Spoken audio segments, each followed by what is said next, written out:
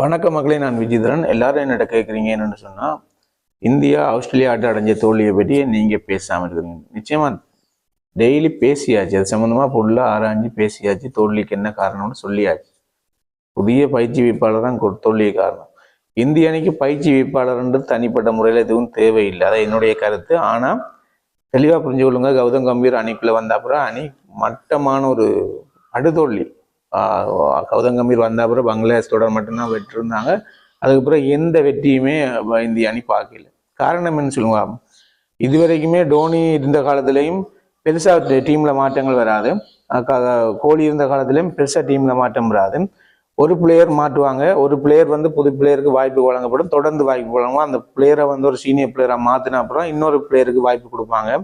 இப்படிதான் இந்திய அணி தோல்வி இந்திய அணி டோனிக்கு பிறகு கோலிக்கு பிறகு தோல்வியே இல்லாமல் போய்க்கணும். ஃபைனல் கப் அடிக்கலன்ற ஒரு காரணத்தை வச்சுக்கொண்டு நம்ம ஒட்டுமொத்த டீமையும் அப்படியே குலாப்ஸ் பண்ணி விடுறது சரியான தவறு. என்ன சொன்னால், ஃபைனலாக ரோஹித் சர்மா தலைமையில் T20 வேர்ல்ட் கப் அடித்தாங்க. அப்போக்கு ராகுல் டிராவிட் தான் கோச்சராக இருந்தாங்க. அவசியம் இல்லை, கோச்சரை மாற்ற வேண்டிய அவசியம் இல்லை.